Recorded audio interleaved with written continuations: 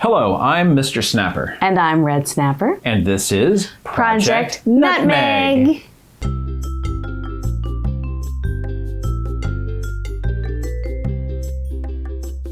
How do you know what to do for your friend when their pet dies? Should you interrupt their grieving process to find out what to do? Or should you wait a few months before you check in? What are the guardrails? We've gained a lot of XP with passing pets this year. And we've had friends whose pets have died. Every relationship is different, and grief is unpredictable. We do have some tips to share with you to help your grieving friend. This isn't an exhaustive list, but it may inspire you to show your support in a very personal way. And that is a great way to start this off. Show your support. Like their social media post. Comment with some caring words. If you don't know the best way to express your thoughts, throw your ideas into ChatGPT and refine its output so it's genuine and personal. That's a very good point, and that is a fantastic use case for these AI chatbots. You can literally give it a vomit draft of, this is what I really want to say, but I don't know how to put it, blah, blah, blah, blah, blah. And it'll give you something back that takes all those ideas and puts it in a nice coherent way. And then from there, you never want to just copy paste. You always want to refine. You always want to edit and make sure that it is a reflection of what you are communicating. Yes, well, looking at that, a friend's cat dies. Mm-hmm. And you want to say, I am so sorry, I am heartbroken, this sucks, and it is the worst, and I feel for you, and I'm crying with you. But you want to say it in an appropriate way that doesn't put their attention on you. Exactly. Because it's all about supporting them. Even though you hurt for them, you want to say the right thing. And you don't want to burden someone who's going through grief. Yeah, and you can even put that in your prompt. Basically, rewrite this so that it doesn't center me. It centers the person I'm talking to. So, it's, I think, a very good use case. It absolutely is. It absolutely is. And those social media interactions mean a lot. You can take that a step further by shooting the grieving friend a supportive text message. And while it's not as immediate, mailing a card is a lovely gesture. A great thing about cards is that you can ask for an address, and it's not necessarily taxing for your friend to provide that information when they're grieving. It's not the same kind of pressure to have a conversation as you may experience with texting and saying, oh, I hope you're okay, and then, And I would say, building on that, unless you're besties or family, don't call. Please don't call. As the grieving pet parent, it's hard to shine on how everything is okay when you're devastated and brokenhearted. Mm-hmm. Sometimes it's very difficult to have a conversation about what you're going through. I would say an exception to that, when it might be an okay, and again, if it's someone that you know very well, if you have a conversation about something entirely disrelated, mm-hmm. if it's a conversation you can have to take their mind off of it, if you can give them a break from having to think about the grief. Good memories are always a good thing to talk about. This is something that I've had when there have been deaths in the family, calling up a family member and talking about all the happy things, all the happy memories. And it does give, I think, a little bit of relief from the weight of the grief. But again, if you're very close friends or if it's family, I think that's when it's appropriate to give that a shot. Or if you're the late, great Robin Williams. I think he was good at doing that sort of thing too. I would say it's very difficult. Be cautious and don't burden somebody. Not everybody wants to talk. One of the hardest things when Holly died, she was our first shared dog. She was my first very own dog. One of the toughest things was telling my family. Yeah. I had to call everyone and tell them, this happened. Holly is gone.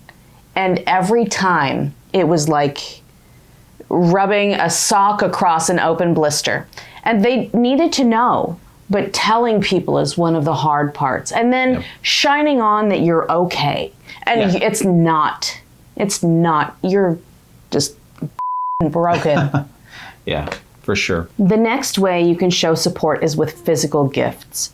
I used to send friends Starbucks gift cards via Facebook when I saw that they lost a pet. It wouldn't change the pain, but it would give them a bright spot in a dark time. Food is an excellent gift. I know that you want to give people casseroles when a family member passes because you have that 1950s impulse. Of course, in that one place, you have that 1950s impulse. Of course, casserole delivery could make grieving people feel obligated to entertain guests or to wash a dish and return it. You've sent gift cards to people so they don't have to worry about cooking after a loss. Mm-hmm.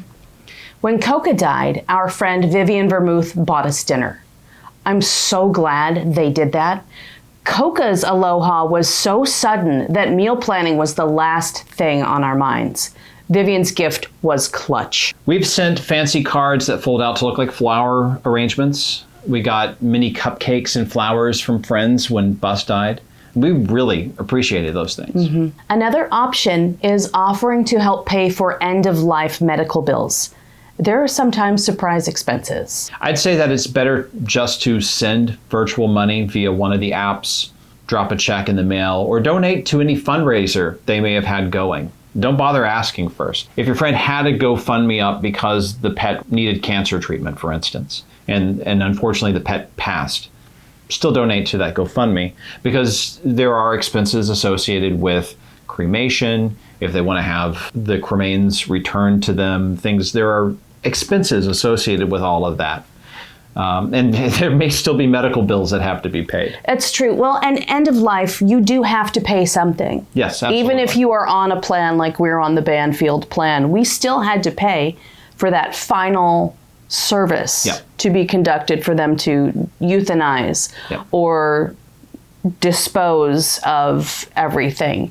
That is the minimal fee. There are memorial things that people may do. Coca's last trip to the emergency vet cost us $1,200, and we chose to pay that $1,200. We put it on a credit card. It was important to us to do all that we could and confirm everything so that we made the right choice. Exactly.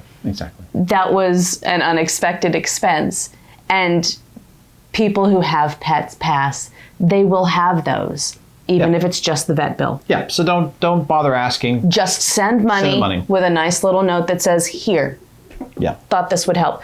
With Doodle, we didn't end her fundraiser immediately. We didn't shut everything down because we were devastated and heartbroken. Yeah. We still sold some pillows before we shut everything down. People decided, even though the dog has passed and you're not still trying to figure out what's causing this condition, we want to buy one anyway. We want to support you anyway. Yeah. And that was fantastic for us because that was expensive. It was. That's a really good rule of thumb with all of this. Don't ask if they need it. Just send it. You may have to ask for an address because you want to send them a little something, but don't ask the grieving person if they want dinner or flowers or money towards bills. Just give them what you feel is right for that person, that situation, and your friendship. Yeah, the last thing you want to do when you're in the middle of grief is have to make decisions. So it's like, would you like me to make you dinner? It's like, I don't know. Make me dinner, don't make me dinner. I don't care. Yeah, just do it. It's a burden to make decisions when you are numb. Exactly. It is an absolute, it's a mess. And we know from experience, kids. Sure. Another way to support your friend after their pet dies is to make a donation to a pet charity in honor of their fur baby. You may know what pet charity is dear to them. You can donate to a breed-specific rescue or a foundation that helps pets that have the same condition that their pet had. The last way we'll cover for supporting your friend is running errands.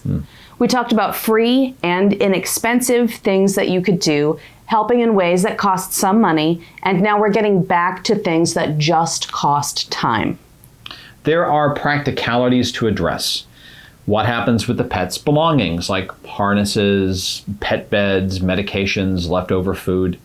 You can research places to donate things. Depending on your relationship, you can offer to launder things before driving them to a nonprofit that will accept them.